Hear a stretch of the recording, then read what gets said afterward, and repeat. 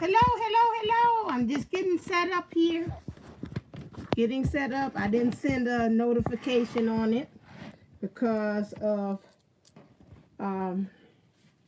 every time I do it, it kind of goes down. So I'm just going to give you some time to set in. I just kind of came down, get everything, my space and my atmosphere together. I hope everybody is enjoying their weekend. Here in the Chi, it's very kind of cloudy. However, I got that. However, we're going to make the sunshine. This is the last of our 5-part series for that. Hello, who is? Let me see who this is as I'm setting up live chat. Who's on it? Like, who's on the line? It's not showing me. Hi, Infinite Work Tarot. How you doing? Yeah, it's kind of cloudy here in the Chi, but you know, we're gonna make it do what it do. All right, trying to see my thing. That's to calm me down. All right, here I am. Let me pull this out. I got it in the middle here. Go all the way over. I know you say, I feel like I'm traveling. You are. Okie dokie. All righty. Just kind of give it a little time. I didn't send out a notification, but I probably should have. But that's all right. It is what it is on that one, on rejection. So how's it going, Infinite?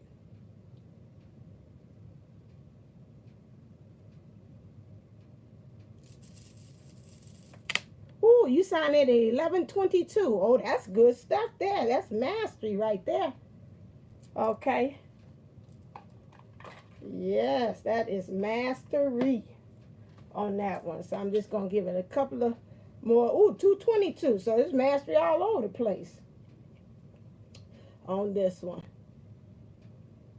Okay, I'm going to put my glasses on so I can be able to see. It's going... I know. This is a biggie. I'm surprised when I took the assessment, it ended up, hey, CPN Texas. Yes, you made it. I'm really surprised that came down as the 5th on my assessment when I took it. Because the more and more I see it, I see more of it showing up to me. It had to be like it should have been first place. Winner, chicken dinner. But it didn't on that one. So I was like, okay. So we're going to, I don't know. I'm not even going to say this is going to be short because we know how this goes and how Spirit kind of directs us to go. I think I'm going to try to maybe give it a couple of minutes. I'm going to say maybe about 5 or something. Let me set up and see. 5 is what I got. Ooh, 1124, 124 love. Wonderful. 331. Okay, I got my phone on. I'm trying to do that. Just as a heads up, and I will say it again, I have been led through Spirit to do a transformational energy read to see about what things that you need to transfer. Just a real kind of short kind of check-in for $16. Is for me it'd be unlimited. So if Spirit would tell me to talk to you for half an hour or an hour, that's up to me. However, it definitely will be 15 minutes of a reading. This is short kind of tap in just to get you all ready and for the new year for 2020. So because this is transformational year and we're really pretty much coming to the point where we're wrapping up what's going on with us this year, so we don't bring those energies into the next ones because we're actually living the dream. And then also this is the year of the divine feminine as well. Okay, so I want to help and give that as a present as we're getting out of the new year, my present to you all by doing, I call it an unlimited reading depending on what Spirit leads me to, for $16. So you can go to Divine Unisouls Untitled.co, and then I can kind of see and tap in through my spirit guides to see as far as what, oh, I'm on the wrong thing, what things, slideshow, you need in order to transform yourself for the new year. Who else came on? Who else is on the line? Like a caller. Hello, caller. All right. Oh, they did. Well, that's good. Okay. No, I ain't trying to report nobody. Okay, tell me to say, leave the screen alone. I'm going to leave the screen alone. Because I keep on messing with it. Okay. Yeah, super chat. I didn't never know that about that. What's that? Oh, what is that? Okay. All right. Okay, I don't know what that is. But we're going to get started. I said at 5, okay? So, now, let's see. Can you get it where you can see it and I can see it? Remember that because I wanted to do the cyber, there we go. I wanted to do the Cyber Monday deal because all of that stuff, that the actual workbook is already up and loaded on Divine Unisouls 11.co. So if you want to go ahead and go over there for $11.11, so you can kind of like, as in the classroom, you can read along with me as I go through the workbook. Okay, so that's something that, remember, today Divine Unisoul, she's on a cruise, and also Kathy D is going to be, she's got, her youngest is having a birthday party today, and so she she couldn't be here today because she had to attend and be the hostess as the mostess of her baby's birthday party. So we send out good energies and vibes and positive vibes, especially when you're dealing with the little kiddies. We know how that could be at a birthday party. Your nerves is wrecked by the end. So we send positivity for her nerves to be nerves of steel as she enjoys the celebration with her baby's birthday party. And so to me, it just pretty much goes on with the energies as far as us knowing that we are the source and we have the answer. So while you all are in the Sunshine Lounge, you all can help and uplift through your own experiential experiences that you all had with each other. Okay, and as other people come in, just welcome them in for me as well. Okay, so now let's go on healing. I want to make sure something about this is not positioned like I want it to be. Okay. All right, so you see my hand always make an appearance, so to make sure that that is still going, so I'll do this every now and then. All right, so let's get started, because usually our class is an hour and a half, so we'll see where this will go. So we do an hour talking, and then we go into doing the reading for you all. So now, since in some ways this is a special and small group, I pretty much maybe could be able to do a personalized reading, which it means the energies, because when I tap into collective, I usually tap into the energies that are the people who are actually attending. So this works in your favor, that it won't just be like all over, so it might be more selective, and spirit might guide me to do some things with you all. So okay, the spirit has already said go to the next slide and stop all the talking. So the topics that we have already covered in this series is exploitation, abandonment, attack and judgment, domination, and guilt and rejection. So some housekeeping things is to keep in mind. This is a safe space. Keep questions limited to the topic of the day. Please share and talk in the Sunshine Lounge with each other. Let's keep the energy flowing and uplift one another. And if you would like to pour energetically into what I do, you can go to PayPal. The thing on here is really funny. I see I'm not the only one that was having issues. Jupiter 1111 was doing the same thing. So you could go to PayPal.me, Divine Twin Souls 11, or you can go to Cash App, which is easy. Just the $ Divine Sunshine 11. I'll say that because that's much easier. Cash App, $ Divine Sunshine 11, and that will lead you right there if you want to give an energetic donation, a love donation that way. The online workbook today is presentation is available already on Divine Unisouls 11.co for $11.11. Healing the Inner Child package containing all 5 sessions from the beginning that I just talked about, along with the activity book and meditation, will be is available for $40. It's already there because I got a jump head start on that. All right. Oh, I like this. I ain't got to even do nothing. It just wave my hand and it does a change. Self quiz. So if you want to take the self quiz, that I've been using this as a guide for the classes in this series. It is it's called, you go to selftherapyjourney.com. Again, selftherapyjourney.com. You can take a free quiz there. Analyze and assess what things in which you need to be able to see what things as far as your wounds. It'll categorize it for you and tell you as far as what things need to be changed. Okay. All right. That's why. Okay. Now, next thing.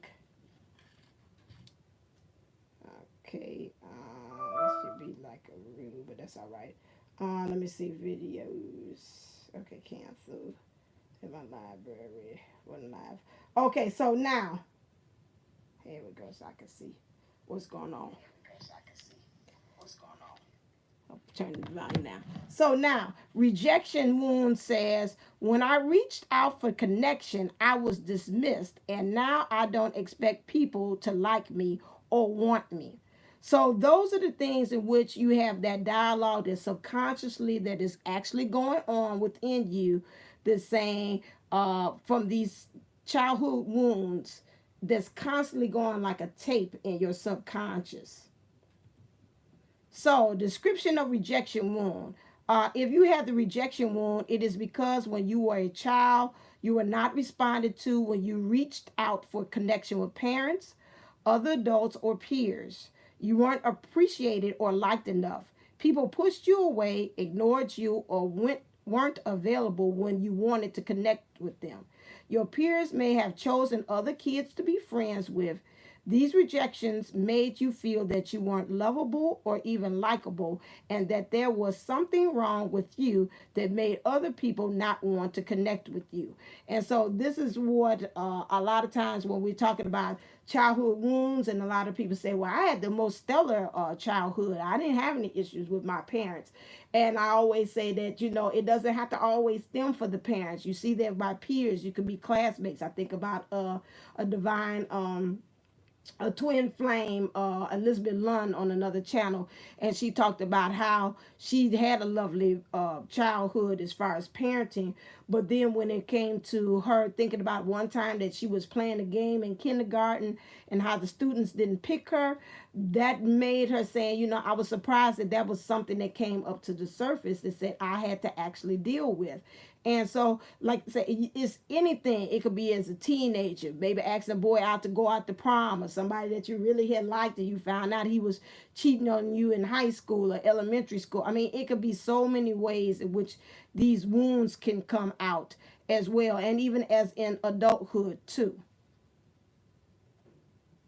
So after doing the work as far as healing rejection, after doing the work, you will heal, so you can do the following. Expect people to accept you and like you, so you expect people to accept you and like you. So you're not just doing things to people please, is that you actually ended up that they really will like you. And I always think about Sally. I think about Sally Fields when she had gotten her award, and I forgot what movie it was. Was this something Norma Ray?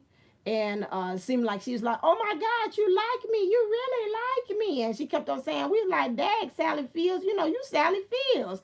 Everybody like you. Heck, you played Gidget. Who don't like Gidget? Is that. Now I'm really dating myself. But anyway, but my thing is that, it's surprising how so many people are walking around really not knowing their own self-worth. And you like Sally Field of all people, even superstars. People who are out there in the public have issues in which they are, not really feeling. They also are scared of rejection as well.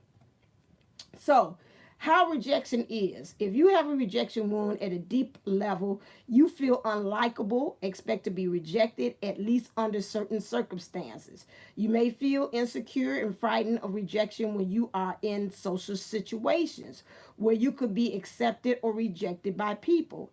These feelings may be completely conscious, or they may only lurk in the background because you usually defend against them in certain ways, such as getting angry, withdrawing, or performing for people. So you see a lot of people that, that like, some people, I call them, they're extra. You walk in the room and they look like they're trying to draw all the attention to them. So in some ways, they almost, like I said, the Medea thing is like, I'm gonna get you before I get got. It's like, I'm gonna make you like me before you even decide that you're gonna reject me. So they do this over performing, this over trying to be a likable person, and this plays out as far as them in their fear of rejection.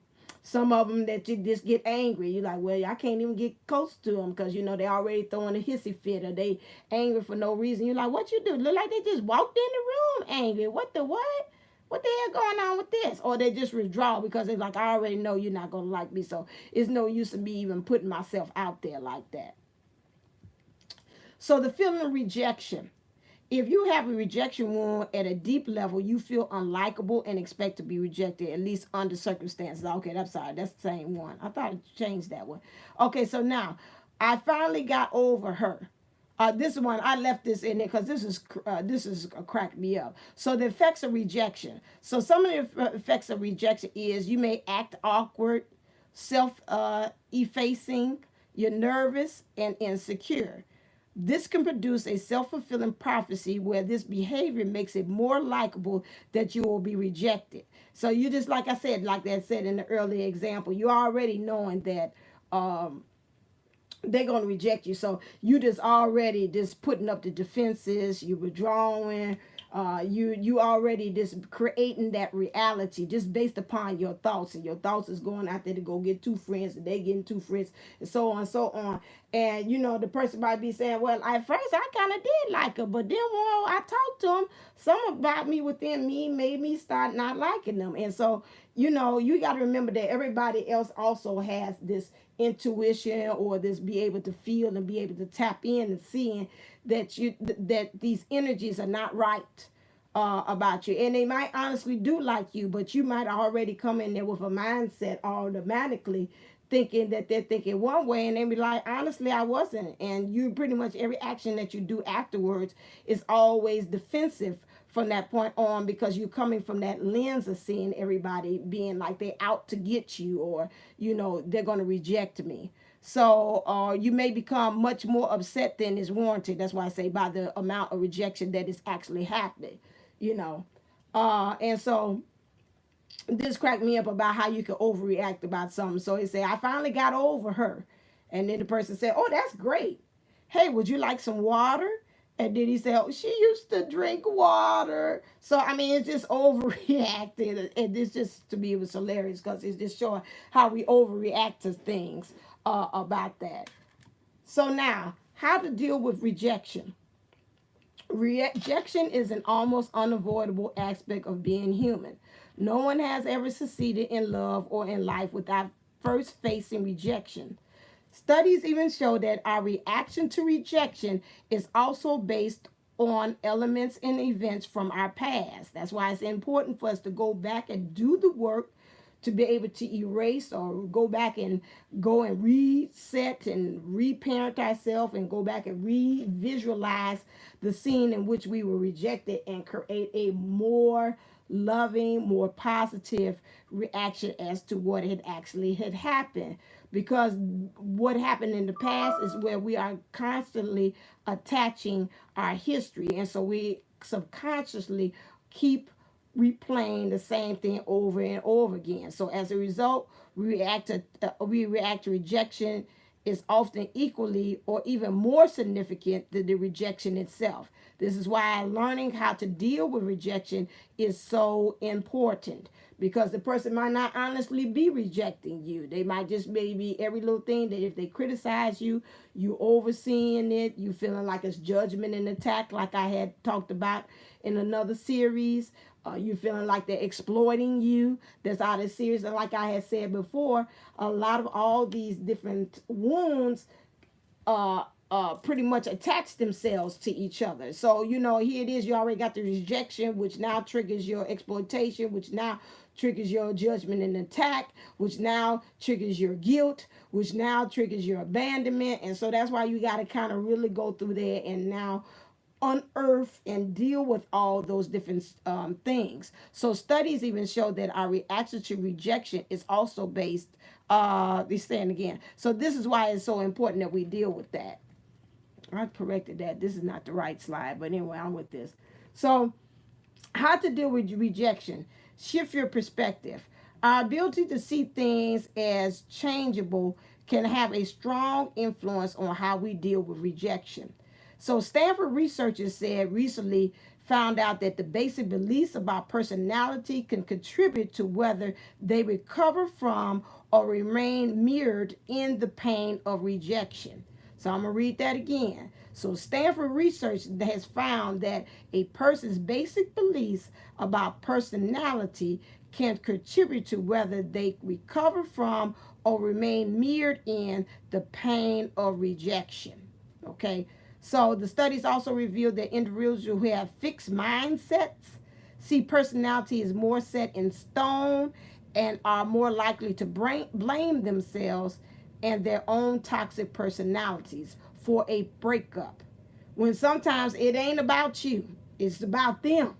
Okay. But again, if you're coming from this rejection or again that abandonment issues that you have, that is going to cause an issue. So when they experience a rejection, they tend to second guess and criticize themselves. They go that guilt coming up there again. They go that judgment. They go that attack on yourself wounds that's coming up. Regard future relationships as less hopeful. So you're already setting it up for doom and gloom, and there goes the self-sabotage. So on the other hand, individuals who have growth mindset sets their personalities, hold on a second. Okay, see their personalities as something that can be altered or developed. So they're able to look at the breakup as an opportunity to grow and change. They're hopeful that their romantic future will improve and relationships will get better. People with a growth mindset recover emotionally from a breakup much more quickly. If we can embrace this idea that life is flexible and that losses offer us opportunity, we can grow more within ourselves and suffer less when we experience a rejection.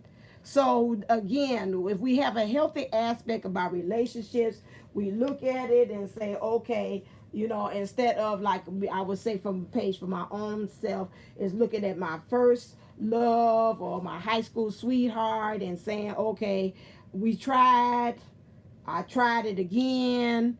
If I'm coming from rejection and say, how come every time he seems like he rejects me to go to somebody else? I'm stuck in that perpetual cycle of saying, woe is me, it's all my fault, he's never going to pick me. Maybe it's sometime he might have thought about doing it. Maybe he could have picked up energetically that something in my printout within my default settings within myself kept on.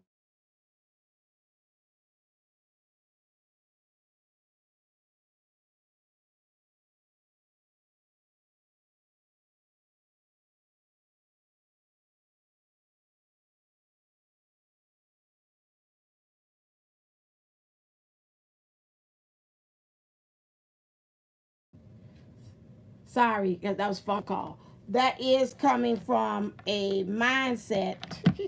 I'll turn it off. That's because it's my iPad. That's coming from a mindset in which that's the spirit said to get off of him. And the DM said, I don't like you talking about him. I'm the only one. Yes, you are my first and my only love. I apologize. I'll take that back. So anyway, so that one is that you just keep on getting into that mindset. So you got to learn how to embrace. You need to get rid of this rejection wound so you can develop this healthy mindset. Not even in the areas of love, but then also it could also spin over. Somebody really want to talk to me. Oh, who is that? Hold on a second.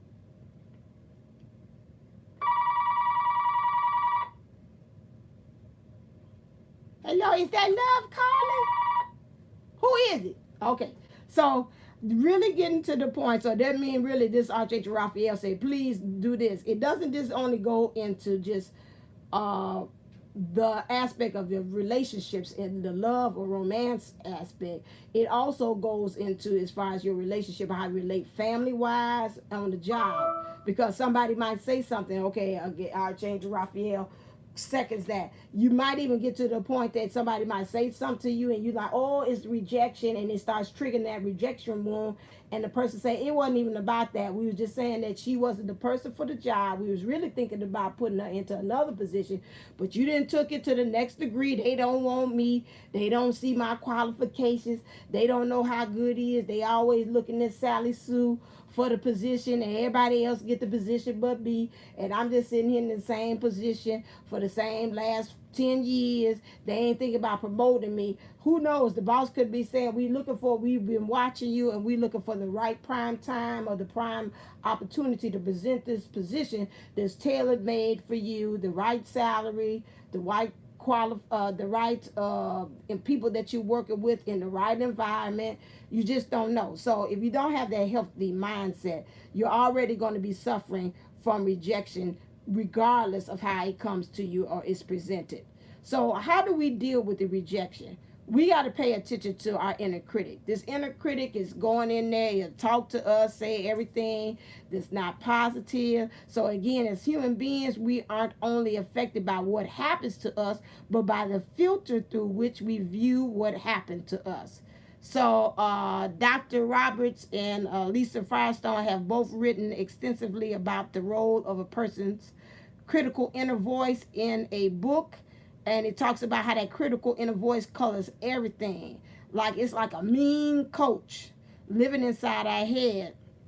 And so this inner critic is designed to sabotage us. So we have to learn how to take that inner critic, turn it around, and become, I said again, like we said in other series, learn how to reparent yourself. Learn how to take that and become that good girlfriend or becoming that parent again to raise you again. Being more positive, being more nurturing to yourself, and then giving you a more of a healthy sense of self. Like it's really speaking to you like it's on your side, and getting rid of that critical inner voice with all that negativity that keeps on bringing up files from the past, your earlier life, and then giving you more of a feeling of being right, instead of like the inner critic wants to always make you feel that's bad, that's wrong. And so it really comes with that that inner critic that you have is really an anti-self. It ain't never for you. It turn on you. It turn on yourself. Is always not giving you the best advice. So you have to sit there and really sit and think and shift it to say, okay, now where is this coming from? Is this coming from a place of fear, false evidence appearing real, or is this really coming from a place that's really saying, helping me so I can make a positive change? That's why you have to get to know yourself, become still through meditations, clearing of your chakras, doing that to understand the difference between, is this the inner critic? Because the inner critic is slick, baby. I'll tell you that right now. It sounds like it's, oh, this sounds like this is for me. And you turn around and do that, and then the next minute they'll come out and say, that was stupid. Well, I was listening to you. And, you saying to yourself, I was listening to you. You the one told me to do that. So you got to kind of like watch it and be able to be in tune with yourself to be able to identify the inner critic, okay?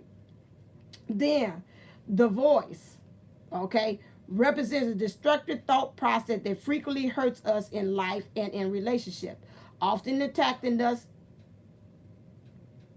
Oh, that's the baby. That's why I say you gotta watch that voice. That voice is slick. We ain't talking about the voice like with the five. You got to get to a point that almost like the TV show The Voice, where you can critically, like you got to go through like 5 people or 4 people. I don't know how many. I forgot. I used to watch it on the panel that like I got to go through a check system. If ain't all 3 of us turning around to say we in agreement that saying what you saying is right, then we're going to have to say a pass and let it go, because I don't know if that's the inner critic trying to be slick and play like it is on my side, or the voice, So it's almost got to turn it into the TV show like The Voice and really shift it and see if that's really it.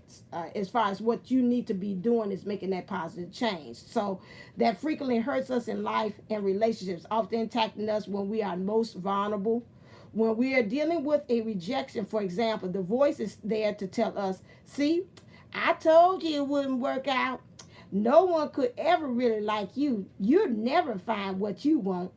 It also gives us bad advice. You should never have put yourself out there. You can never trust anyone again. You only get hurt. So that's coming from the rejection again. So we are all human and flawed and most likely have real things we want to work on in ourselves. But this voice is never a friend to us. Like I said, watch and caution, and it's not conducive to real change. It perpetuates a cycle of self-destruction thinking, sometimes followed by self-limiting or self-destruction actions. When we have to deal with a breakup, we can feel a lot stronger and a lot better able to move on when we're on our own side. Like, that's all right, girl. You know, you did your best.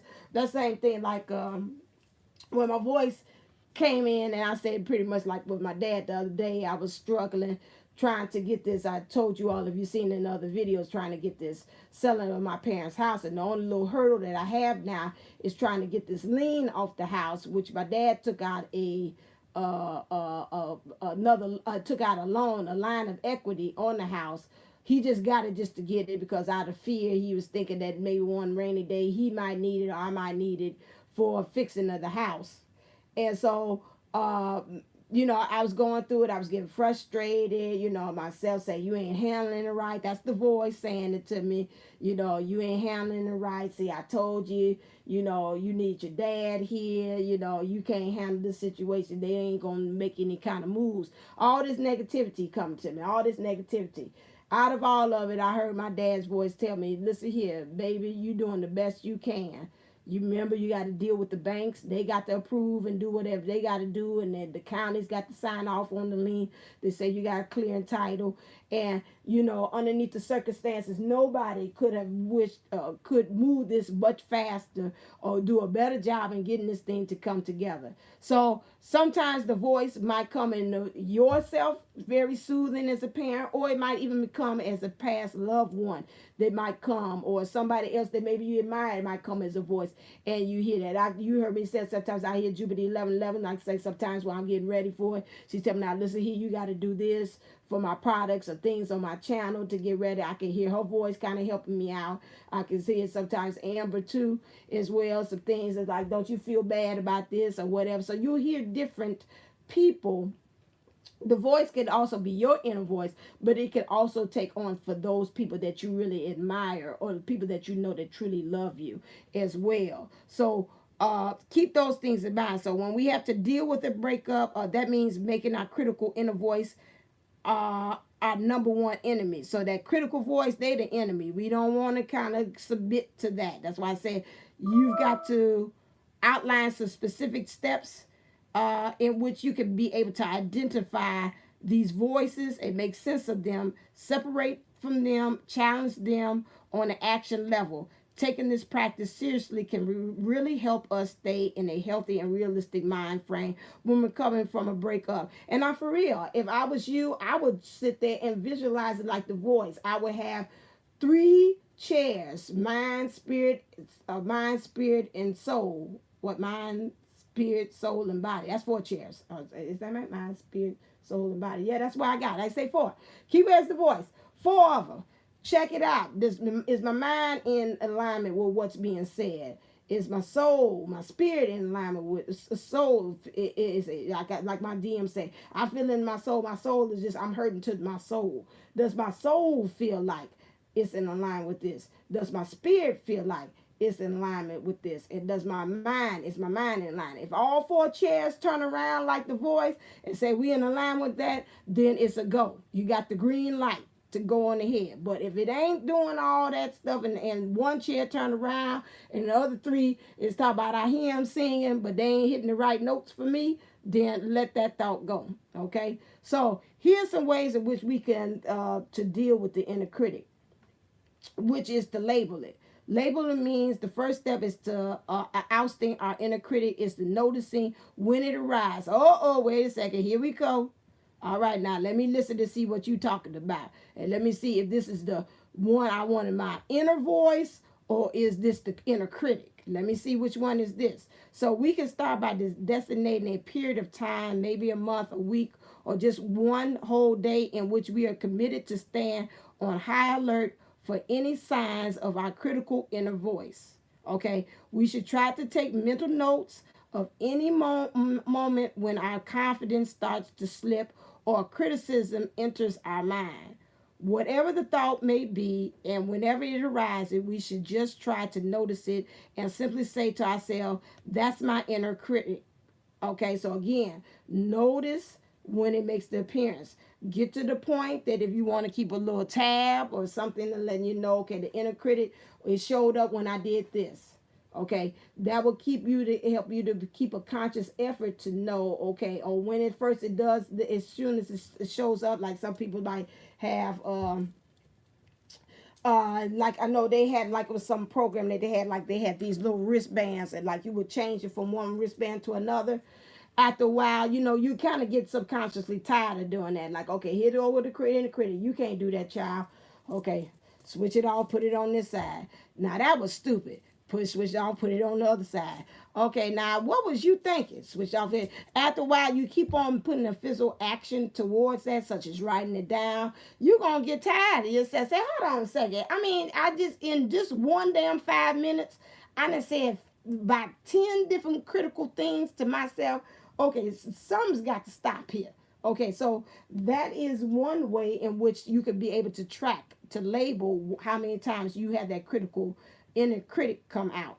So limit the next thing is, the second thing is to limit interaction. When our critical voice starts to speak up, we don't have to try to respond or get too caught up in how you like Usher, caught up, caught up. So you don't have to do like Usher and get caught up in it. So think you got you twisted and all that. So in whatever it is saying, it could be tempting to mull it over, argue a case when it. So my thing is, I'll put in my own words. You will keep on after you get that ball rolling with that inner critic, and it keeps on saying. After a while, you start validating it. You don't want to get to the point that you're validating what's being said. You want to kind of cut it right off at the head before it starts to grow any further than that, because you're giving it more power. So the practice of name it to tame it is based on the idea that naming a feeling can lessen its impact. So naming a thought as part of our critical inner voice, as opposed to our real point of view, can help keep us from boarding a train of destructive thoughts. Instead, we could just stand at the station, letting that thought ride by, waving as it passes, but limiting the amount of time we interact with it. When it comes to the inner critic, I kind of find it helpful to follow the saying, allow your thoughts to come and go, just don't serve them tea. Okay? So it's like, okay, that's nice. Keep it moving, keep on. Everybody, we're walking like a group going through a tour guide, going through a museum. We're walking. Okay, next exhibit. Let's keep it going. Let's keep it flowing. Let's not stop there. So if a particular thought is really stuck with us, we can even tell ourselves we'll come back to it at a later time. Just let it rest. Because most of the time you do that, it kind of goes away. It'll dissipate after a while. But if you keep on feeding it, like feed me, Seymour, feed me, like the little plant in Little Shop of Horrors, it's going to grow and grow and grow and grow and grow. And before you know it, say, feed me, Seymour, feed me. So we don't want it to get to that point at all. So another technique that you could do is to postpone the action. Okay, that's the third thing. So our critical inner voice is not just a commentator, but a dictator, trying to control our actions. It'll say, you should just shut up. No one wants to hear what you have to say. That could be being saying right now. Don't nobody want to hear none of this about this inner childhood wounds, rejection. Everybody doing fine, or they could be going listening to anybody else or doing something else on Sunday.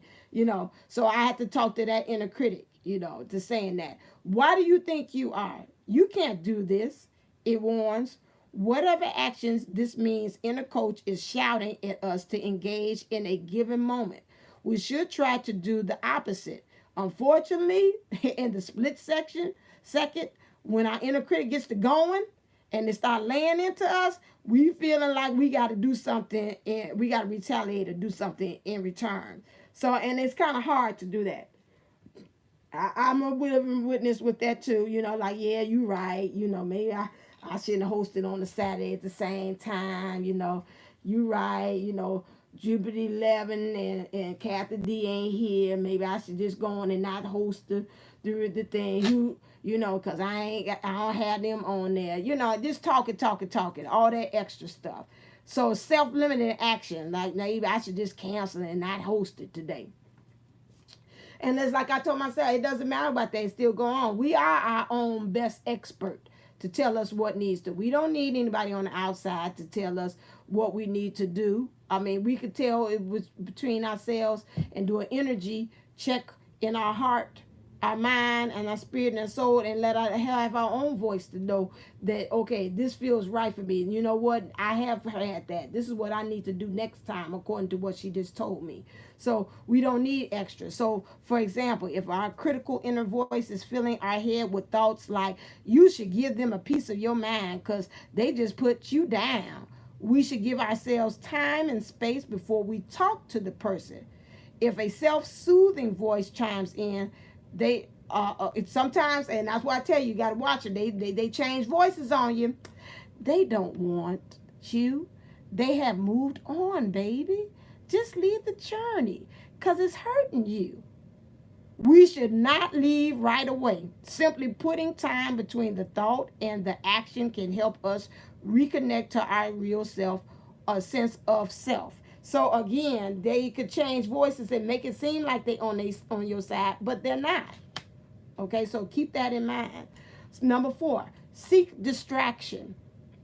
So in any instance where our critical inner voice is on blast, and they get louder and louder. You didn't think he ain't heard you the first time, it get louder the next time, and louder before it's shouting at you. You ain't no good. What you talking about? You don't know what you talking about. You don't need to be on no twin flame journey. He don't want you, saying all those different things. So again, come up with a distraction. Okay, anything from like it could consist of you taking some deep breaths. You could go for a 15-minute walk. I know, like Patricia Mcnealy would say, change your walk out the room, which changes the atmosphere, which changes the energy. Go out into nature, maybe just step outside, get some of that energy there so it can dissipate and go away. If we have the chance to engage in a distracted activity, we should give ourselves permission to do so. If we're at work, again, we can switch temporarily to a different task.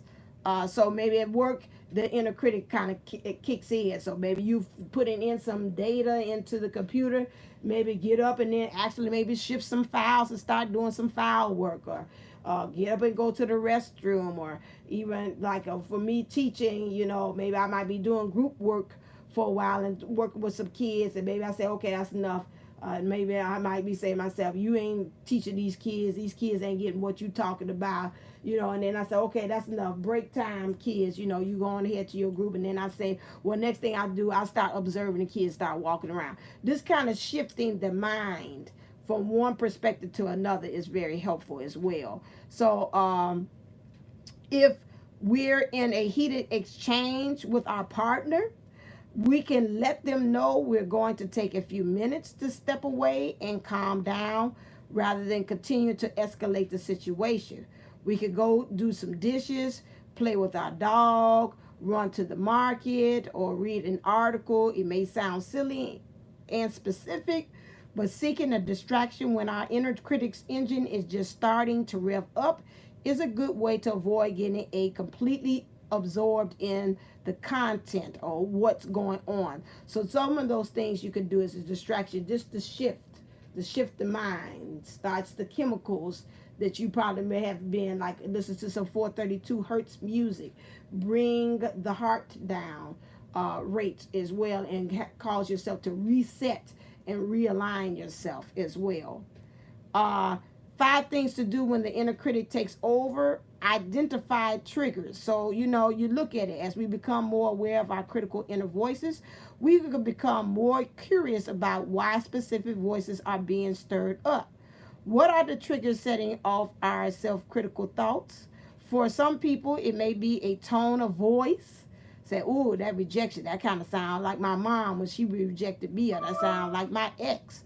That got confirmation. So, or a specific word that's directed at them. I'm thinking about my mom with my dad when they was heated and they were going through their things and that. I remember one time that um, I think she was fixing the frozen chicken, and I remember she was saying that something he didn't want to do or he refused to do. And every time when she would go to the market, I remember we was up there on 79th Street and at Dominic's, and I remember something about that. It almost made her go into PTSD just looking at a frozen chicken. And she's like, it took me a while for me to look at frozen chickens better because it was just a trigger for me, me looking at that thing to set me off about what went on between your father and I. So different things can cause you to trigger and cause those things to happen in circumstances as well, and a feeling can arise. And so again, for some people it may be a tone. Again, for others it can be a certain circumstances, a feeling of being ignored or overlooked, or a situation that makes them feel shy or put on the spot. It may leap on any failure or even a success. And so sometimes rejection is that causes you not to want rejection, because rejection, and to have, not to have success, because you're already set up that you say you're going to be rejected. So we should try to remember that it is not just what happens in our lives that creates our reactions, but what we're telling ourselves about what happens. And what we tell ourselves is often linked to our past. If we grew up feeling undeserving and ignored, we're likely to be sensitive to situations that conjure up these adjectives. If we were treated as a needy and annoying, we may be sensitive to anyone seeing overwhelmed or irritable, taking it personally, and then we end up taking it personally. If we can get to know, I'll say, if we can get to know the kinds of situations and reactions that trigger our critical inner voice, we can actually start to anticipate when we would typically feel turned on ourselves, and we can begin to understand this reaction as a side effect from our past as opposed to the reality of the present. Okay, so again, that's why we got to understand the triggers and say, okay, now where is this actually coming from? Is this coming from the present? Is this something I need to deal with? Or is this the past coloring my now, which is causing me not to be able to react in a healthy way or be in relationships in a healthy way as well, as far as how do we relate to others. So this another way it comes out is we have this self-attack. So beneath any self-attack is often a well of painful memories that brought that attack into our consciousness. Therefore, one of the most important tools we can carry with us in this process is self-compassion. Okay, self-compassion helps you. Make sure you hear. Self-compassion helps you to be able to again erase the bad sting of that self-attack that you have on yourself.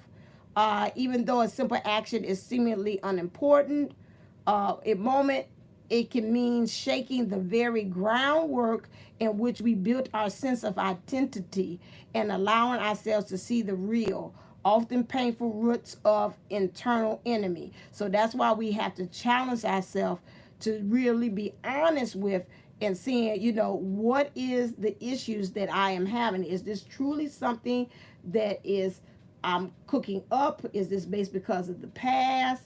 And that is why, again, is confirmation, spiritual confirmation. We have to do the inner work. We cannot sit up there and say, no, I'm fine, everything's cool. And we know certain things come out that are really stemming from the past. We have to, and like I said in my videos this week, we've got to get to the point that we actually go out and seek the support. We actually go out and seek the help, whether it's the programs or watching videos like this, watching Sophia Charles videos, watching Twin Flame Healer, watching again Jupiter 11's thing, because all of these things help us to kind of trigger within us. We don't like it, but at least it helps us to unearth, to say, you know what, something's not right. I've been saying something's not right, but now I'm at the point that I see I've got to really go and investigate, really find a way to kind of get and unearth this thing that's going on within me. I cannot no longer ignore it. You have to get support. I've even on this, like I said, that last time when Kathy D was on here, I went on and said, I was like you, figured, hey, I'm watching the channels. I done bought the program. I done bought the gym. I done bought everything. I done got my chakras cleared. I done did everything that possibly that I can, but that's on the surface level. When you start working with a counselor such as Kathy D, and you start working and really getting somebody that's understands the journey and helps to pull out all those things, and helps you to say, nah, look at it. Because see, we can skate around, dance around it when it comes to us. Yeah, I get to it tomorrow. You know I'm tired. Yeah, you are tired. You know, and then the inner critic starts kind of really helping to validate you. Seem like you doing self-compassion, but it ain't helping you damn grow.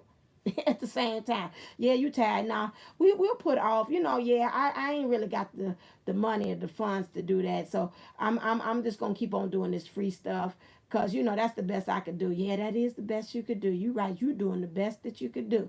Okay, now you listen to that inner critic or that voice doing it in a way that's keeping you limiting. What they say, self-limiting, is not helping you to be able to go and ascend, to go to the next level, because it's keeping you like that flea theory. It's keeping that jar on top of that, in which the fleas kept on jumping at the top of it, and even when they removed the lid off of it, it still kept on jumping to that same level. It never did go beyond, because it kept on thinking that because it kept on hitting or harming itself, that the lid was there, and they're like, that's a pain I don't want to ever feel again. So it keeps, even though the person that took the lid off of it, it keeps on having them go to a certain level because of the pain. Same thing. So the point of recognizing and labeling our inner critic in the moment is not to pretend we are not perfect, or to refuse to acknowledge our flaws and shortcomings. Rather, it is an exercise in separating who we really are and who we like to be from a cruel, distorted filter that tells us who we are and what we deserve. And many of this stuff, I had that other things, you got to learn how to approach that and get rid of that destructive voice. You got to be resilient about it. This is not the correct one, because I know a lot of stuff I had changed. Okay, but that's all right. They say you all got the right one that I sent there. So rejection and meditation. So I did a meditation that I really like. I put it on divineunisoul's11.co, which helps you to realign yourself to be able to be in social settings. If you're always scared that every time when you are that you're not going to be rejected, or that you're going to be rejected, this is a meditation that I put. It's only for $5 on divineunisoul's11.co. That you can get there. Also, when you get the package of all the workbooks that I have for $40, I added this in there as well. So you'll get this meditation too.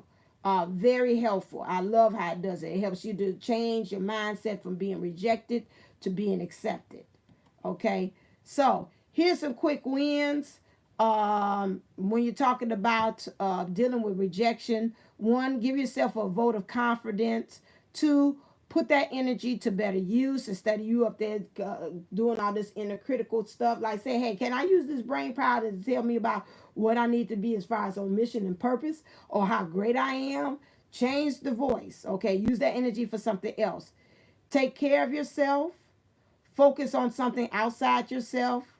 5, stretch yourself. Learn something new. 6, meet new people. That will help you, although you say rejection, but put yourself out there. That will help you. And 7, retrain your brain by using cognitive behavior techniques or neuralistic program. That means what you're saying, neuralistic linguistic program. What you're saying, your affirmations. Anna, that Sophia Charles talking about her, she's got a reprogramming on that. That'd be great to go to her channel to help you to reprogram those negative things, to unearth, to get rid of that. Cognitive behavior techniques, that will be where Kathy D comes in, her counseling as well. If you just want just Kathy D in her counseling, she's doing $45 for an hour. If you want to get some cognitive behavior, she specializes in that, how to retrain yourself from rejection, having these thoughts, this inner voice that keeps on constantly talking and attacking yourself as well. So that's why I say for number 8, and also seek advice from a specialist. That's going to be helpful as well. Okay, so now very quickly, just talking about the playground experience as well. The playground experience is a program that came up with between the 3 of us, April Williams, Kathy D, and myself, in which it consists of a helping you to remove the childhood wounds. You got a 1-hour session with Kathy D from Pineapple Fish Life Coaching. You get a 30-minute Goddess Clearing Energy session with April Williams as Esotropic Esoterica. You get a 30 minutes Blocks and Triggers reading from me.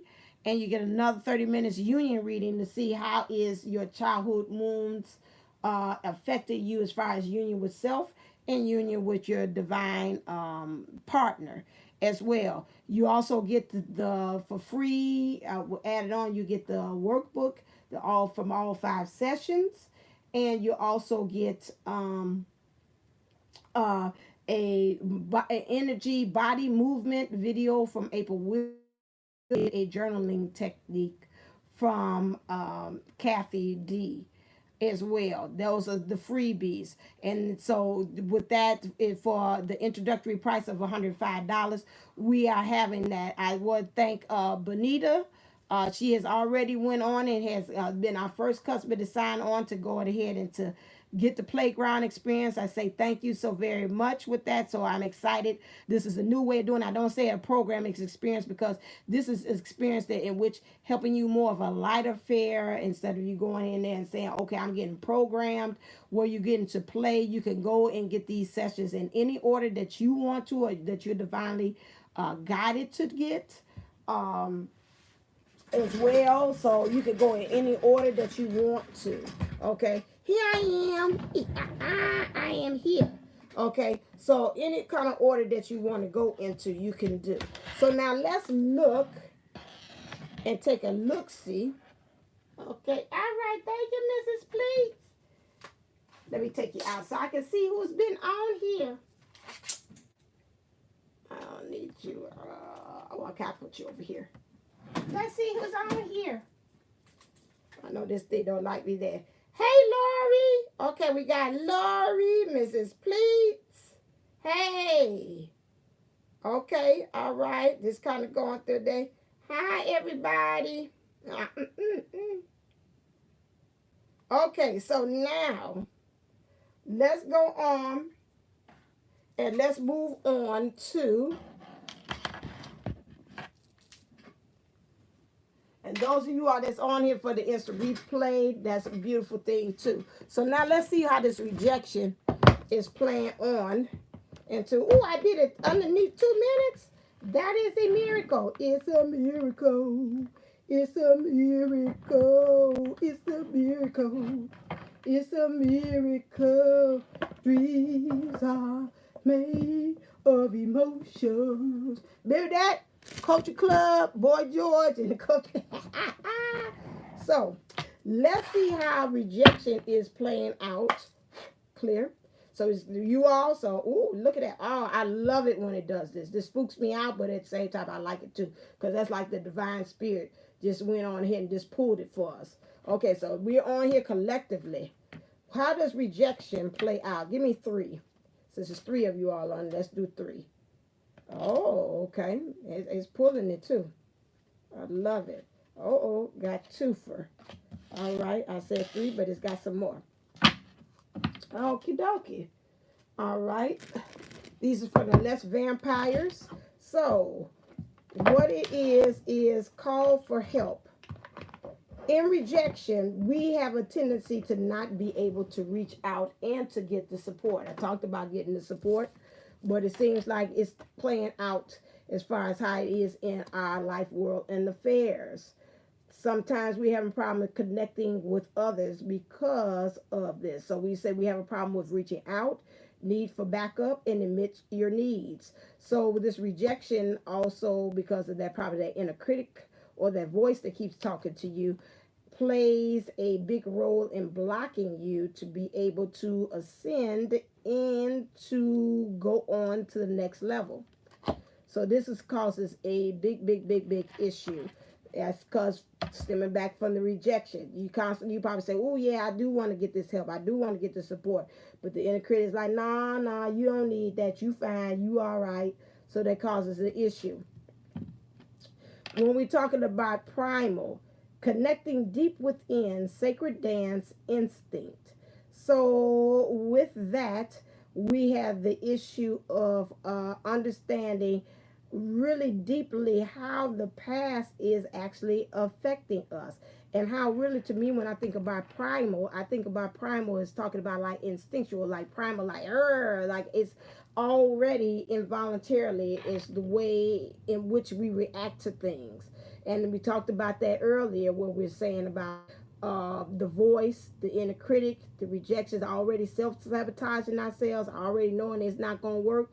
And that becomes a part of your innate reaction to or action to things. And so it's dealing with the past. Now, these things are really dead, but you probably got a lot of different voices of people in the past that caused this hurt, that is causing you to keep on still playing out this same default programming that's going on within you.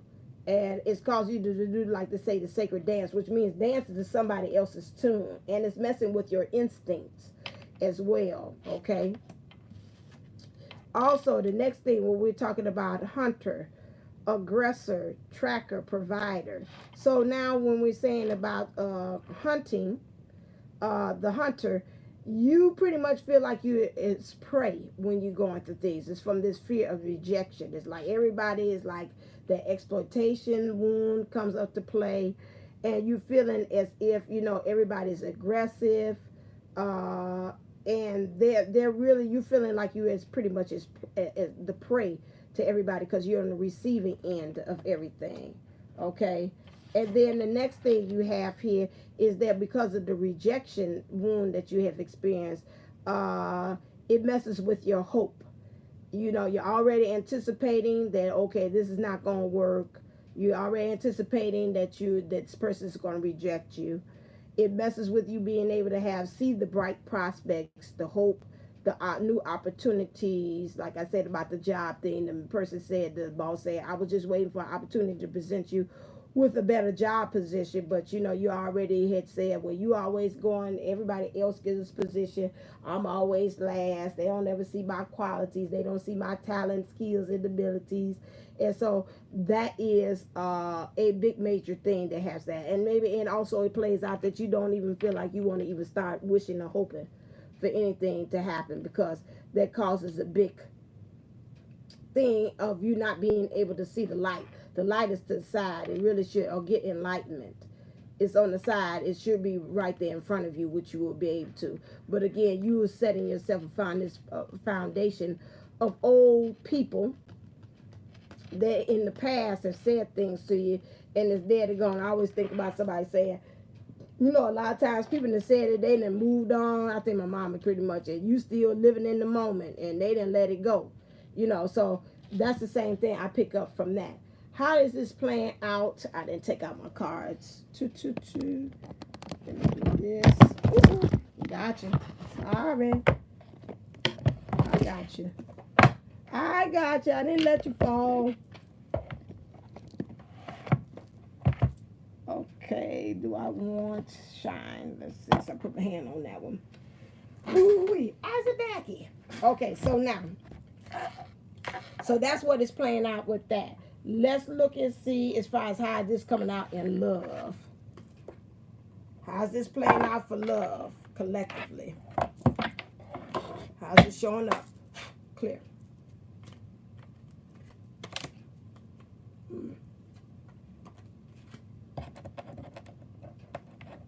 I felt what that was. I don't want just one card. It's like, no, we got a lot to say. Stop it. I just want one card, please. I don't want a lot. Wait a second. He's catching my eye. Makes sense to me. Okay. All right. That one. So the cards that came out is Retreat, Soulmate, and Make the Effort. This is how it's playing out with you as far as... This is how it's making out with you as far as... clear. As far as you in your rejection, these wounds in your relationships. Let's get some clarifiers.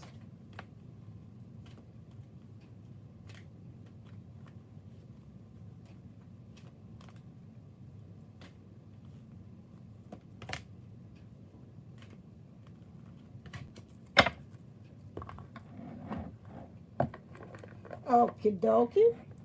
I like to get it right out the box so you'll see I have no things on my wrist that's making the cards go a certain way. This is live, people. This is live.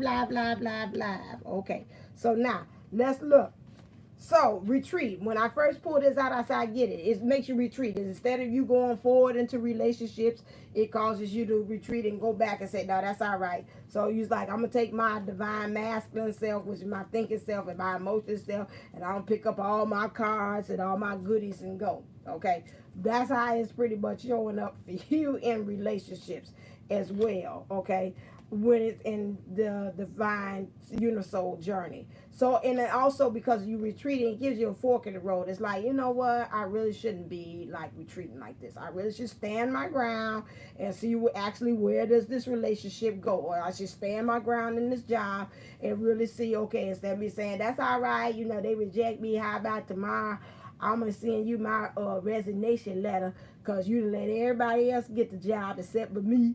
And so I'm gone, you know. So that thing, because you going by rejection, not thinking that maybe, okay, it's not time, divine time has to play. Maybe some things you still got to learn. You got to get the right people in place in order for you to be on this, in this position. You know, everything's got to happen behind the scenes. Sometimes it ain't just about you. It's about them, the divine powers that be, getting things in position so it could be the right setting or the right position for you.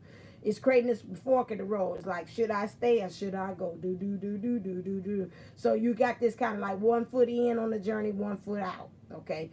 You know with yourself that you got to get some more knowledge about it. You know you got to become much wiser. You even gotten to the point that now that you're saying you can stick a fork and be, I'm done at all this monkey business. This is getting on my nerves. This inner critic that keeps talking to me, keep on saying I'm not good enough. He don't want me. He done moved on with this third party situation, this carbon situation. He ain't never gonna find time for me because he's got these 2, 3 different damn jobs he's working, and it's working overtime on you. So you really even in yourself, we're saying in your divine feminine self is tied, and you going all over, you're spinning, but you don't have any kind of directions that you're going to. You know that at this time that with this rejection here, you want to retreat. Is really making you now get to a point that you like, I got to get a more deeper knowing about myself. This illusions about me and with these lies that I'm telling myself I got to get rid of. You got to become wiser, and you want the stars to line to get you more, give you this hope that you say you don't have. This is playing a part of that is causing for some movement to happen and occur. You also feel like because of you retreating from this thing, fear of rejection, that you feel like you have felt like you have been left out in the cold. You've been isolated. Like you put your emotions up there. Your emotions has never been satisfied. Can't nobody obtain it because you're up there on this pedestal. Nobody's on your level at that point too, because you didn't put yourself as a place that you're just not obtainable to anybody, because it's just like, I got all these issues, all these things wrong with me, and so don't nobody want me. Okay, so that's the issue. What's 5-5 change with that? Okay, it also plays a part in your love life when you're talking about the soulmate card as well. Like really, which not soulmates, which is twin, because these cards don't have soulmates. So again, really understanding that this is the person who you are deeply connected to, which will be your twin as well, and understanding, being able to recognize that's him, because again, like, he can't be me, because I mean, he's just all cute, he's just all that bag of the chips and more, and this cannot be my twin. He's totally opposite. Like I said in the other video, I was like, this can't be me because he works on my nerves. He can't be my twin. But he is nothing but doing a mirror about what things within me that I've got to change. So again, it messes with you. You reject, which you're rejecting them, which you're really rejecting yourself. Okay, so that plays a part for you in love, for you not to be able to. Again, it goes into the area as far as this divine. The yang is a divine masculine energy, which is being able to receive the divine masculine. Okay, this causes an issue for the twin flame. So if you're rejecting the divine masculine, you're rejecting your divine masculine self, that energy that you house within yourself as well. So you got to learn how to release it and let it go. This also is saying, as far as your emotions, not being able to accept and know and acknowledge that this is your twin as well. It causes a problem with you as far as creating these building blocks, being able to level up as well. And so then that causes an issue as far as your emotions, for you to become into this royalty or this divinity that you are destined to be as well. And so emotionally trusting your emotions, so you can have that firm foundation, because again, like we said in the program, in the workshop, that a lot of times that inner critic comes along there and like a Jenga piece pulls it away and pulls it. Once you think you got a firm foundation, here comes that, oh well, oh, so you gonna try it with the divine masculine now? Last time you did it, they didn't work out too well, didn't it? Where that karmic situation came in, maybe you shouldn't do that. Maybe you should stay where you are. You're comfortable. You're growing. You're listening to Divine Sunshine. You're listening to Jupiter 1111. You're listening to Sophia Charles. And it seems like, all these things. And so maybe you shouldn't do it. Just stay right where you are. Don't try to contact the Divine Master. No. Don't do that. Don't do that. Just stay right where you are. There go that inner critic disguising itself as a parent. You're like, you after a while, you almost like, I think maybe I could find, what, you sure all right. Maybe I should just kind of get a little bit more learning underneath my belt before I go contact. Didn't know that maybe at that time Spirit was like, they need to intersect now. That I think she's learned enough. They need to make contact, and it's time for her to meet the Divine Master. Now, you done sat up there because you scared of rejection, didn't talk yourself out of you actually having this clandestine union meeting moment, because you're listening to the inner critic or the voice. Okay? Remember what I tell you, get them 4 chairs to turn around. Then if all 4 said that, the mind saying, nah, the heart saying, I don't know if I'm agreeing with that. That don't sound right. And the other 2 is saying, I ain't turning around, but the mind is turning around. Guess what? We ain't going to go with that though. Okay? So, make the effort. This rejection is messing with us in our love life. Is causing us not to be able to make the effort. I told you that because that inner critic keeps on telling you, no, don't do that. And then also you really are not being, I'm looking at her little face here. Her little face is like he just loving all on her, but she's not able to, she's not able to be able to receive the love either. Okay, so that causes an issue as well. So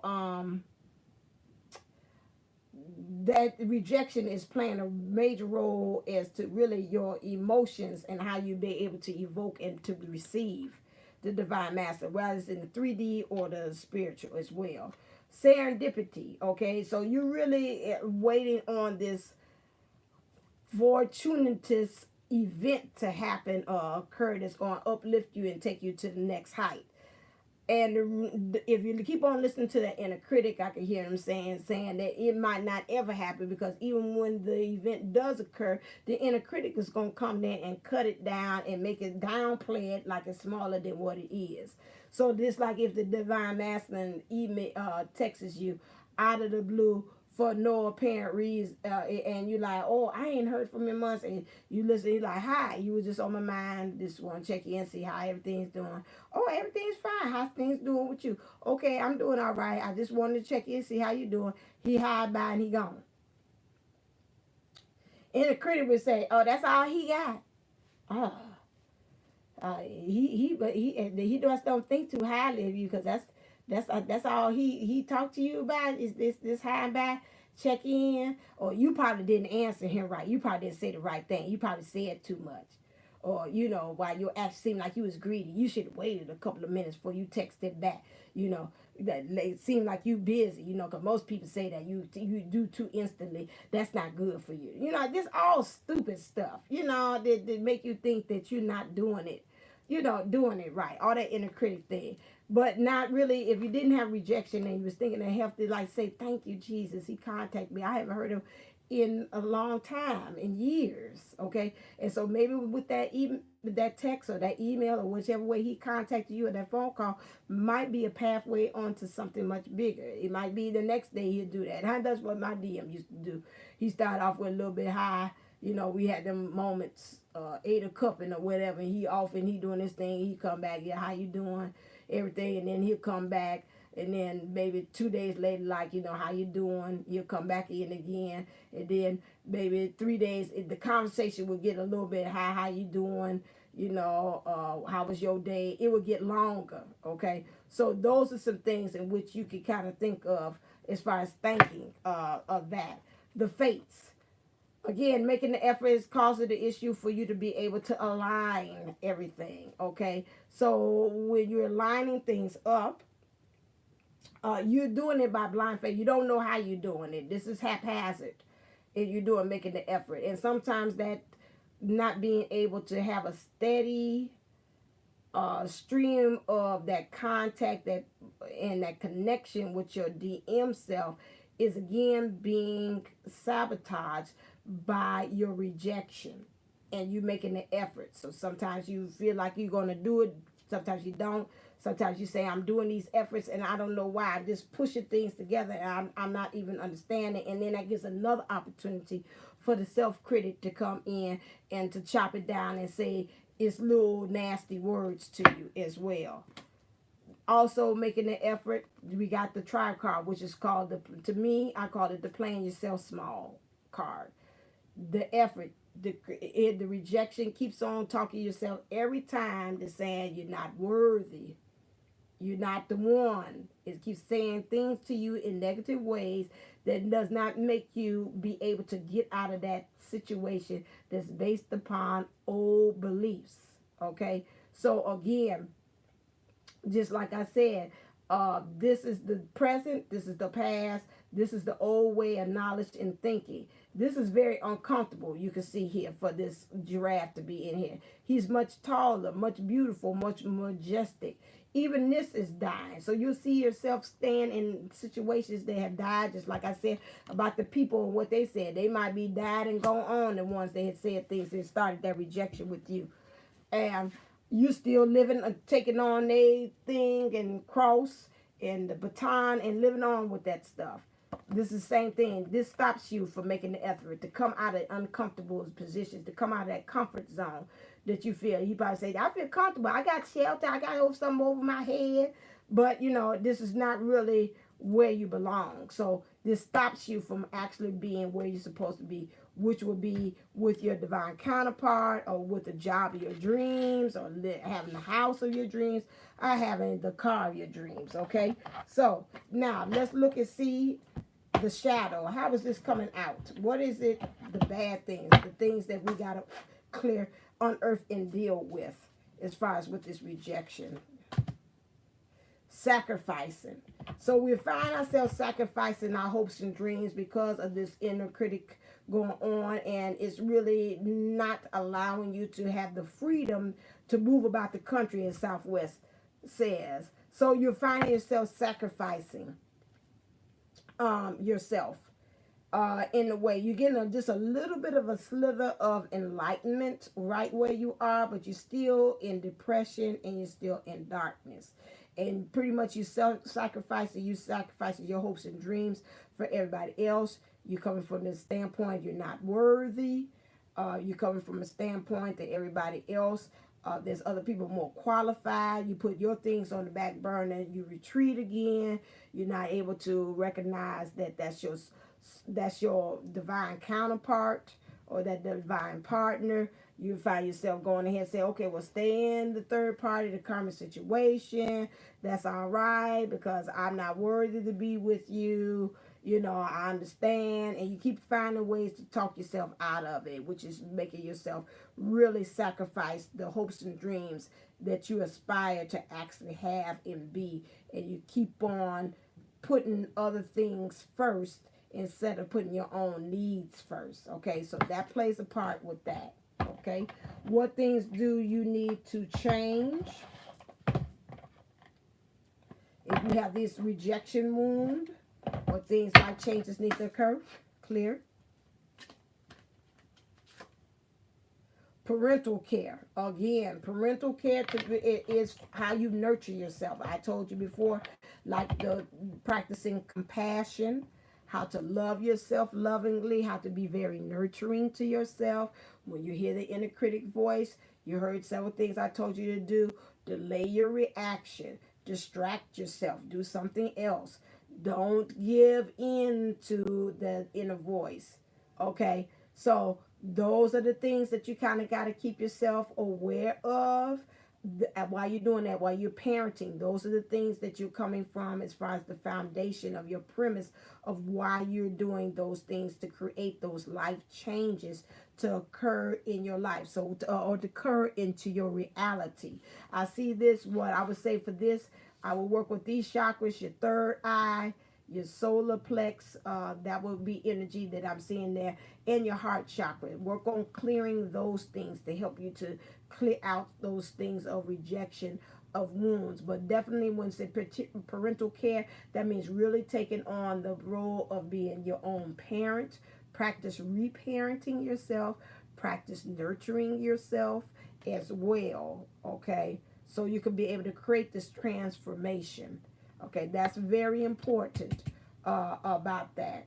And parental care could be also, I'm picking up, they're saying support. So that means also going for the counseling because they're somebody outside yourself to really truly help you. Okay, get that support. Get that good girlfriend. Maybe you have somebody to really understand you in and out to be able to do that. Okay, clear. What things do we have to surrender? Okay, you wanted to come out. So we'll see that as you deal with these wounds for rejection. That would be surrender to inner peace. Cultivate inner peace on a daily basis. In quiet meditative moments, focus on the stillness within and enjoy this inner refuge. Others will feel your good vibes too, and your life will flow more easily. So you've got to get into the inner peace again. Jump off. Stop saying you feeling like it was like to make the effort. To me, when I see this goes together, make the effort. Go on here and jump off that cliff. Stick your neck out. As I said with this one, now I see this one. Instead of you playing yourself small, stick your neck out and go on ahead and do out there on the limb and say, okay, today I'm just going to go ahead and accept the way I am, the way I'm appearing, where I'm expressing myself. I'm okay the way I am. There's nothing to be changed. And if there is anything that needs to be changed, the universe will show me in a very loving and a compassionate way. And I will make the moves and the changes that's needed. Okay? So this, you need to surrender that. Surrender to divine timing. I told you like that job there. At times, you know, you say, well, everybody else getting a promotion, but I'm not. So sometimes divine timing may differ from your ego's timing. If a goal isn't manifesting fast enough, according to your ego, be patient and trust the universal flow. Which to me, when I look at this, is don't always, we have a way. If it don't happen, well, that's rejection. I just ain't right enough. I ain't worthy enough. And we try to blame it on that. And sometimes it's just like divine time says, it's just not time yet. They ain't got nothing to do with you. A no is not a rejection or a denial. It just is an answer of, it's just not time yet. Okay, so keep that in mind. And surrender your desire to control people. So being over controlling can sabotage relationships. To more effectively achieve your goals, back off, regroup, and give the situation some breathing room. We talked about that as a suggestion. Controlling people, to me, could be on the outside. Maybe somebody triggered you to think a certain way, and that makes you think that, you know, that they're controlling you. Again, with you having this rejection wound, we got to watch as to our perception of how we perceiving other people. Are they truly trying to control us, or are they just saying something merely as a critique that's a healthy critique, not a critique to tear you down? So you got to kind of do this with a double-edged sword. You got to watch that. You know, how am I viewing that? Again, do the voice. Get them 4 chairs out there, and if all of them ain't in the unison, or the majority does not rule, then guess what? We ain't going to go with it. This person is not, like the Marv said, he is not the father on the Maury Povich show. We go around there and we say, okay, well, then this person is not attacking me, okay? They're not rejecting me. They're saying it for my own good. Now I need to check myself before I wreck myself as far as how am I thinking, okay? That is the surrender card and divinity. Almost there.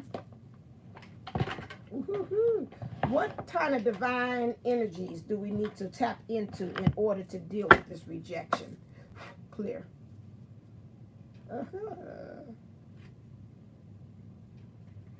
Ooh, a good one. Goddess of forgiveness. Okay. So we need to work on forgiving ourselves. And that's true. We got to forgive the person that rejected us. And we got to forgive ourselves for listening to ourselves, or to that inner critic, or to that voice as well. And just be forgiving, period. That goes into that parental care again. Just be forgiving, like, okay, that's all right. You know, hey, we didn't do right this time. Like I say about me, about the trying to work with the bank to sell the place to get the lien off the house. Okay, we tried our best we can, okay? Because some things we might have could have moved a little faster on, maybe so. Could we been a little bit more pushy with the bank? Maybe so. But guess what? That's not what I chose. I got other things I got to do. I got the job. I got other business I still got to deal with. And so I just forgive myself. I did just like what my dad said. My voice, he could have been my inner voice. And I heard my dad's voice say plainly, you're doing the best that you can, and that's all you can do. So that's what it is. So at that moment, I forgave myself, because I heard my nurturing voice within, my self-compassionate voice, come in and say, you did the best that you could do. That is it. Okay? And that's the same thing. We have to forgive others well, so as ourselves. Okay? So that is a good one, especially for we're talking about rejection. Okay? And then these are 2 cards that I got. I seen watching somebody else's channel, and I love it. These cards, I love these cards.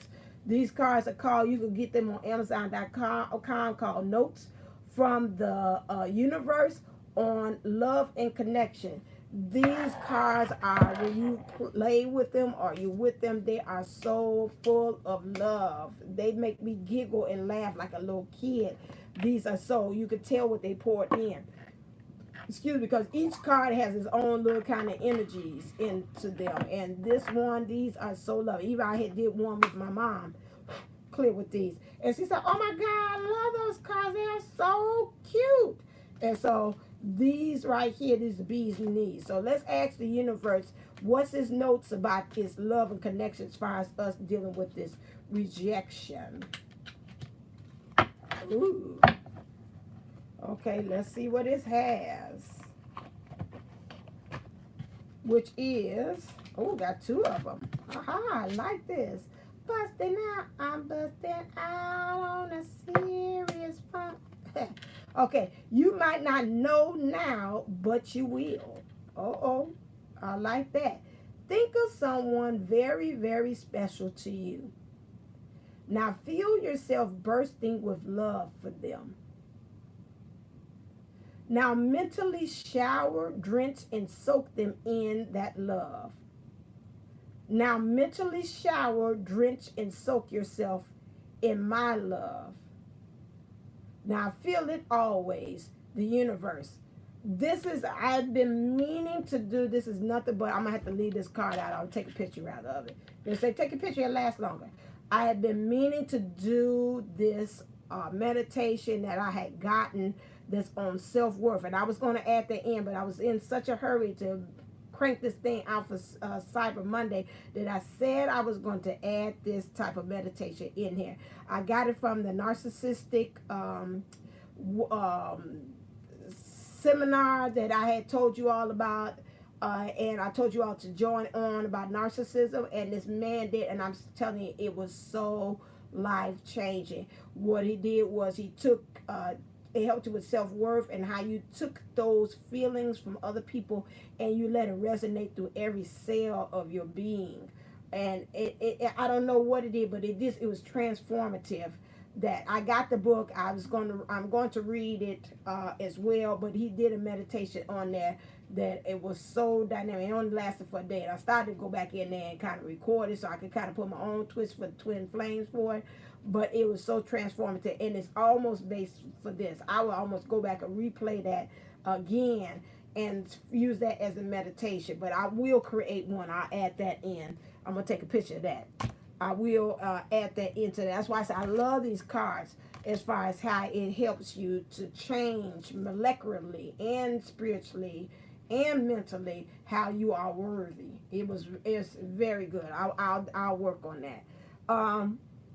And then also with rejection. So they're saying with that, you might not know it now. Don't go by the inner critic voice going on and over again telling you negative things. Just because things ain't appearing the way it is doesn't mean that, again, like I said before, that's a no. Right now it's not a no or a denial. It's just like it's not ready. Okay, so again, stop telling yourself, especially when we're on Twin Flame Journey, we have a habit that inner critic goes wild. It keeps on telling you over and over and over again about what things wrong you doing, what things wrong they doing, what things wrong all together, and how it ain't gonna happen. So next card is they choose you. That helps you out with rejection to know that they choose you. This is what the universe is telling you. You might not readily believe this. It might even spook you a bit.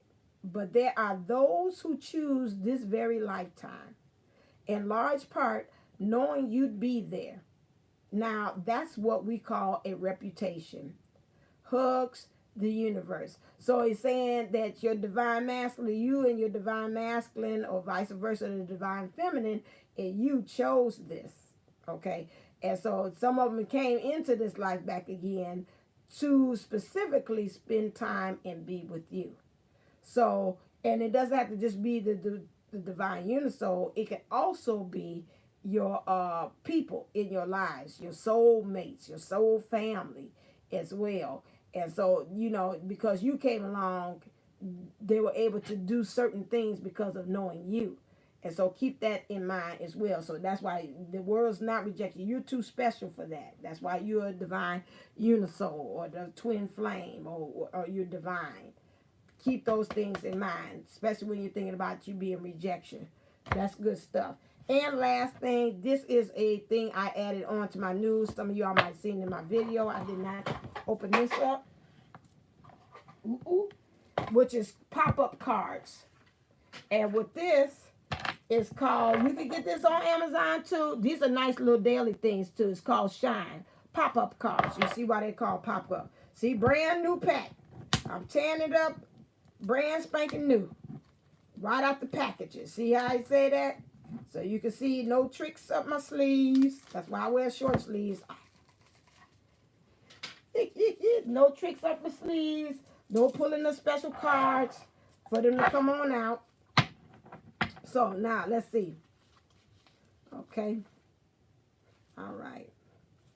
Okay, so now. Clear? Let's see. Woo! Look at that. Look at that. I love it when it does that. You see that? Boy, that spirit. Okay, now, let's see. What are we? So this is how they're so cute. Look, so you take that and you open it and it causes it pop up.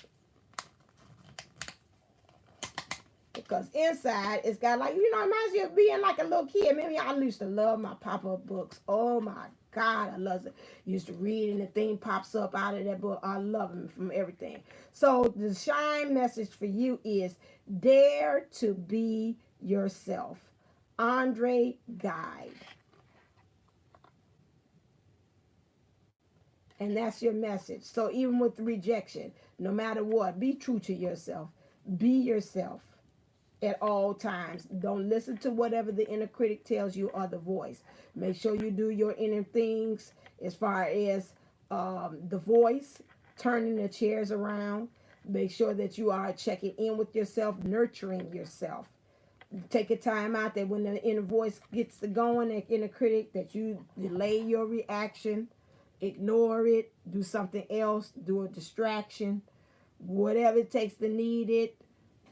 Go against it and rebuttal it, but do those things, those actions to go against that, because you are too precious, you are too special to the universe, according to what the cards have said, in order for you to listen to the hurts of the past. And that's what that inner critic voice is actually doing. Okay, I'm gonna leave this on top. I remember that for that one. So that is the end. Thank you for being with me on this one. Let me see what I got here. Okay. Yes. Oh, you got on here, April? Thank you. Yes. And you was just texting me. I said, she does not know I am on the air. All right. Keto Union. All right now. Abby. Okay, I like that. Very nice. Yes. All right. Yes, April, you made it. Yes, you made it. You made it right on time. Yeah, thank you so very much. Thank you. Thank you. I'm gonna do that other one. Thank you, CPN. I'll do it at the same time. Yeah. I'm gonna do that other one. I swear by God, that sucker was so transformative. I should have followed suit, but I was trying to push this out for you all, and I did not. I did not do it. I should have. I should have. But that thing that changed me, for me not feeling worthy and start being more vocal, as well, of doing things. All right, I'm going through my routine stuff so I can kind of see. Yeah, the inner child. So yeah, the inner healing package of all the workbooks from the beginning, from exploitation all the way up until now. That's $40, and I'm just gonna keep it that way. It's just $40. The spirit told me said this bring it down, make it affordable for everybody, so you can kind of go in there and you all can see that. So I'm not gonna change that. Okay. Yes. Yes, it's 40. Okay, you're welcome. Yeah, and go to divineunisols.co to be able to get that. Um, that's really helpful to go back. I have to go back through there because I have to remind myself about some things that I have to go back to retrain the brain on as well. Also, don't forget about Sophia Charles has her inner child thing too as well. I purchased that. I'm gonna go and see how that can also help. She's saying that if you're at the part that you're stuck, and I believe at this point that I am stuck. I've done the other one that she's saying about that. I've done also the inner child, and it seems like of myself in union with myself, and then I'm seeing outside the effects of it. We're kind of at a like a, okay, we've been here, we ain't gonna get past this. Like, okay, this is the same stuff, kind of rotating and recycling and showing itself up again. Sometimes it's the same way, but it might be even different. So I was like, we at an impasse. So we got to kind of work on kind of getting pushed that point. as well with myself and as well, because like I said, the DM is your divine partner is your litmus test. It'll tell you if you done did the work or not. You know, if you still got some things you got to still kind of work on, it will show that as well. Okay. I don't blame you. I want all the layers of the onion to be cut too. Shoot, I don't blame you on that. Oh, yes, I do too. I was like, okay, because I always remember when I went to psychology course in college, and they were saying even us as nature, we only allow us to only get to a certain center of the onion. Like how many licks does it take to get to the center of a Tootsie Roll Pop?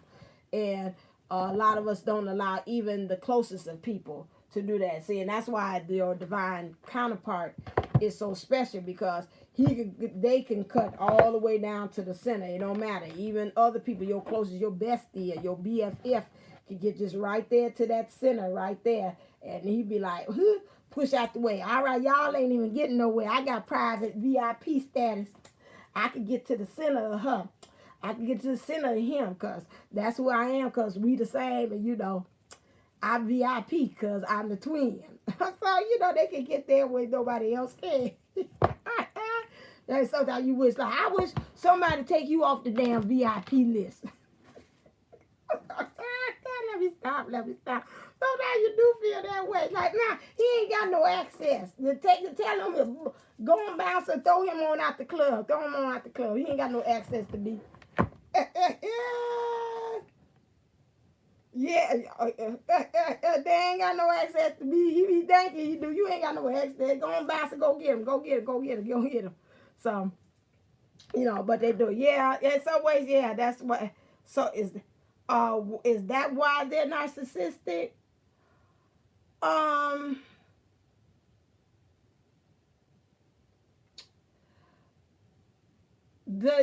when I took the course, they were saying about our things as far as narcissistic, that they're saying that we was pretty much kind of like overdoing as far as what our definition of narcissistic is.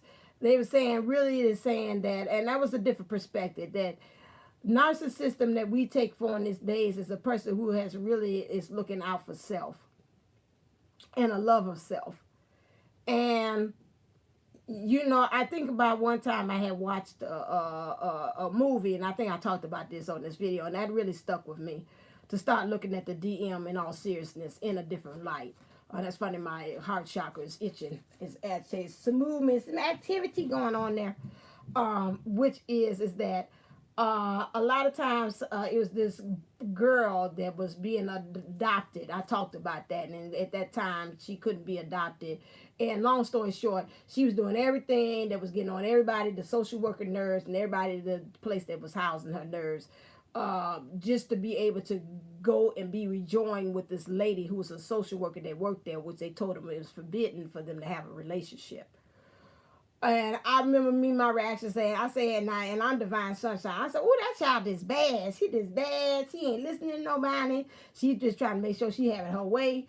And my mom is like, she said, hold on a second. You can't call anybody bad when they really trying to get their needs to be met.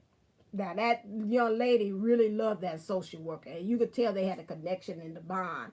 And they were refusing to let that happen because they felt that they thought they knew what was the best thing for the young lady. But it wasn't, because they were two different from different races. The young lady was black and the social worker was white. And this was back in the 70s, where it wasn't, they wasn't tolerating or accepting that you could adopt that. And so the young lady, the social worker, wanted to adopt the young lady too, although she was from a different racial background. And they was like, nah, you can't, that don't make any kind of sense. So my thing is, what I'm saying is, we cannot fault the divine masculine or our counterparts for them actually going after what they actually want and they believe that they need at that time. Now, things change. Like I said on the video the other day, things might be one way today, it'll be another thing tomorrow. Right now, this is what they feel that they need. They feel like they need that karmic situation. They feel like they need to be in that third party situation. Person, place, a thing for the karmic situation at that time. Like my mom said, and that's hit me, and I felt it resonate within me. You can't fault the person for them saying, this is what I need, and I'm feeling that I'm caring for myself. That's what a narcissistic view is, and that's what they were saying from the seminar I went to. We got to watch it, because a lot of times when people are looking out for themselves, we're saying, ooh, their ego, they're out for themselves, and we view them as nasty.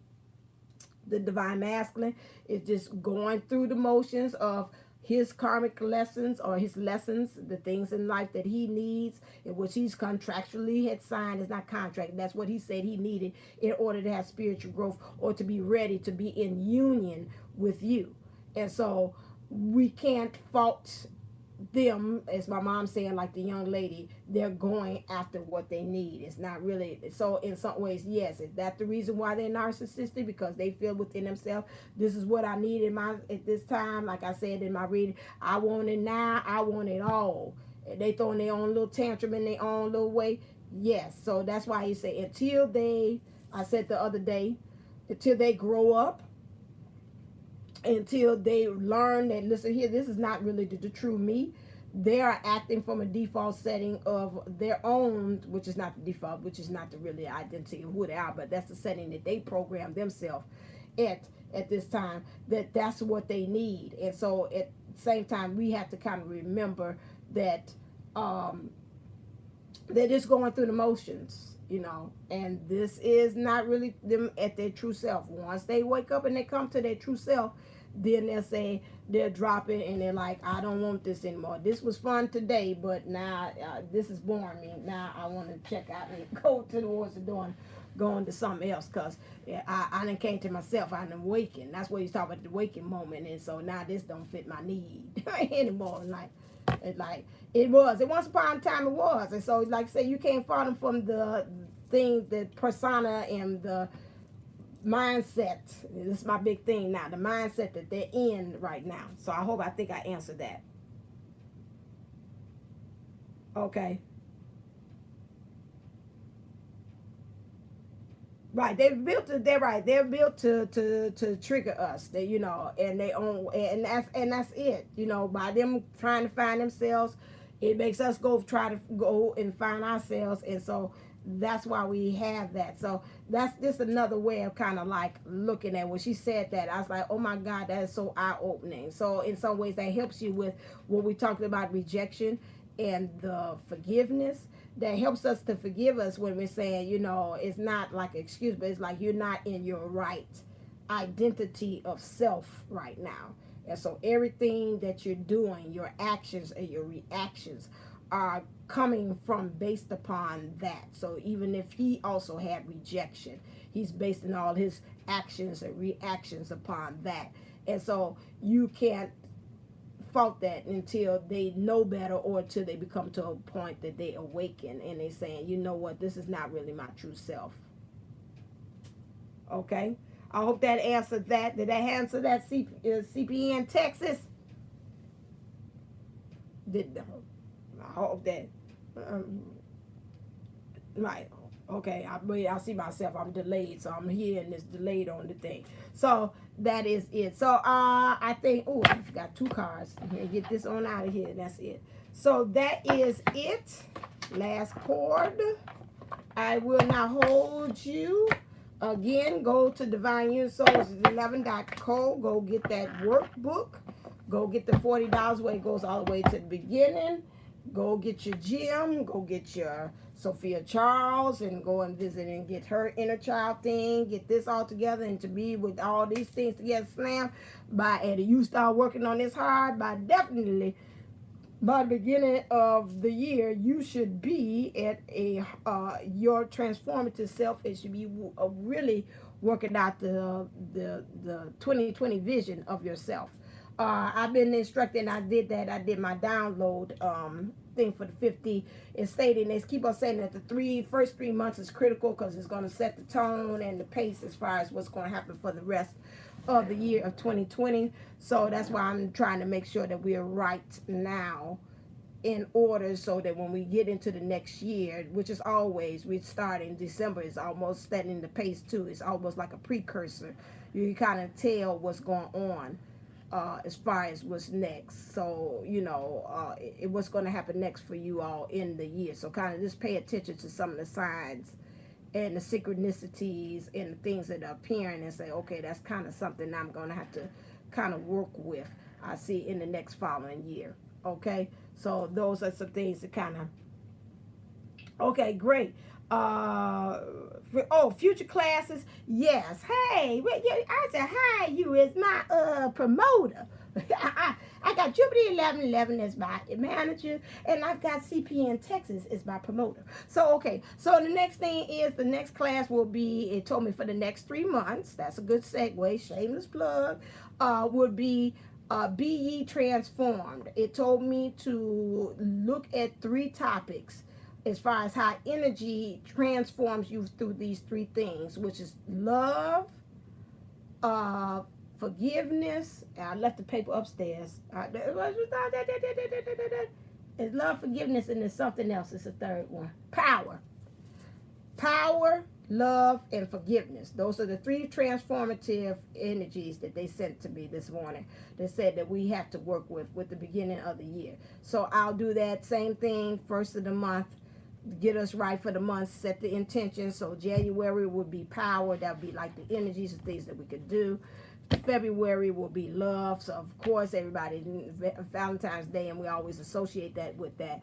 And then March will be forgiveness. And that's a very important month for me for several things. Maybe on this channel I might share, but I don't know about why that would be a big month for me for that as far as forgiveness in March. And then April will lead us right on into our the 411 with Jupiter 1111 here in Chicago.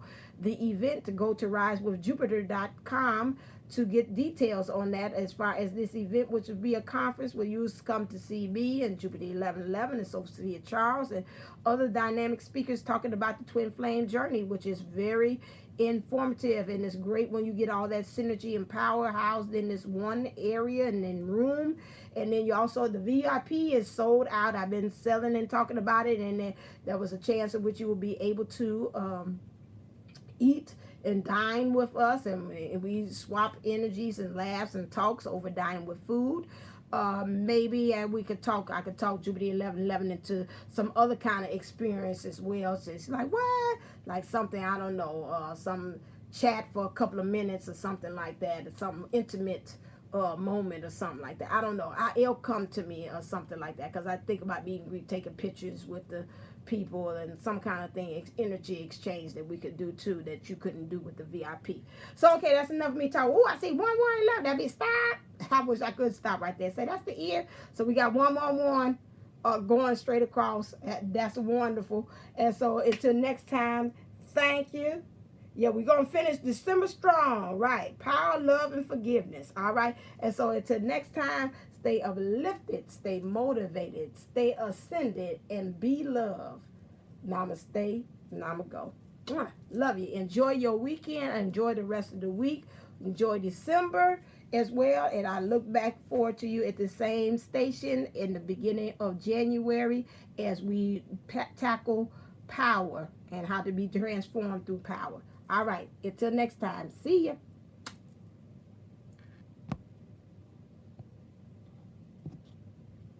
Ooh, how you do that? Because it's going on this one.